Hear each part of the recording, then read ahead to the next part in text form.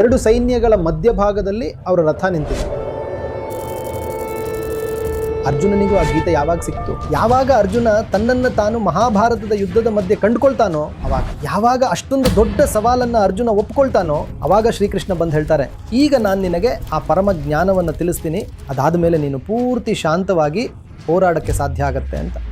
ಆದರೆ ಅರ್ಜುನ ಎಲ್ಲಿವರೆಗೂ ಹೋದ್ನೋ ಅಲ್ಲಿವರೆಗೂ ನೀವು ಕೂಡ ಸ್ವತಃ ಹೋಗ್ಲೇಬೇಕಲ್ವಾ? ಅಂದ್ರೆ ಸವಾಲುಗಳನ್ನು ನೀವೇ ಸ್ವತಃ ಒಪ್ಕೊಳ್ಬೇಕಾಗತ್ತೆ ಅಲ್ವಾ? ಗೀತೆಯ ಸಂದೇಶ ಅಂದ್ರೆ ಬದುಕಿನಿಂದ ಓಡಿ ಹೋಗೋದಲ್ಲ. ಗೀತೆಯ ಸಂದೇಶ ಅಂದ್ರೆ ಬದುಕಿನ ಪ್ರತಿಯೊಂದು ಸವಾಲನ್ನ ಎದುರಿಸೋದು. ಆ ಸವಾಲುಗಳ ಜೊತೆ ಹೋರಾಡಿದ್ರೆ ಮಾತ್ರ ಮುಕ್ತಿ ಸಿಗೋಕೆ ಸಾಧ್ಯ. ಅಂದುಕೊಳ್ಳಿ, 5-6 ಹಗ್ಗಗಳಿಂದ ನಿಮ್ಮನ್ನ ಕಟ್ಟಿ ಹಾಕಿದ್ದಾರೆ. ಅವಾಗ ನೀವು ಕೈ ಕಾಲುಗಳನ್ನ ಬೇಕಾಬಿಟ್ಟಿ ಆಡ್ಸಕ್ಕೆ ಶುರು ಮಾಡ್ತೀರಾ. ನನ್ಗೆ ಬಿಡುಗಡೆ ಬೇಕು ಅಂತ ಸಿಕ್ಕಾಪಟ್ಟೆ ಒದ್ದಾಡಿದ್ರೆ ಏನಾಗುತ್ತೆ? ನೀವು ಇನ್ನು ಜಾಸ್ತಿ ಸಿಕ್ಕಾಕೊಳ್ತೀರಾ ಅಷ್ಟೇ. ಒಂದು ಕಡೆ ನಿಮಗೊಂದು ದೃಢ ಸಂಕಲ್ಪ ಇರಬೇಕು, ನಾನ್ ಈ ಬಂಧನಗಳಲ್ಲಿ ಸಿಲುಕಿರಬಾರದು ಅಂತ, ನಾನ್ ಈ ಸವಾಲುಗಳ ಮುಂದೆ ಮಣಿಯಬಾರದು ಅನ್ನೋ ಹಠ ಇರಬೇಕು. ಮತ್ತೆ ಇನ್ನೊಂದು ಕಡೆ ಶಾಂತವಾದ ಅರಿವು ಇರಬೇಕು. ಅಸಲ್ಗೆ ಈ ಸವಾಲುಗಳು ಅಂದ್ರೆ ಏನು ಅಂತ ತಿಳಿಯೋಕೆ ನಾನ್ ಇವುಗಳನ್ನ ಆಳವಾಗಿ ಅರ್ಥ ಮಾಡ್ಕೋಬೇಕು. ಮತ್ತೆ ಆ ತಿಳುವಳಿಕೆಯಿಂದಲೇ ಹೋರಾಟದ ಅಸಲಿ ದಾರಿ ಗೊತ್ತಾಗತ್ತೆ. ಆಮೇಲೆ ಗೆಲುವು ಸಿಗತ್ತೆ.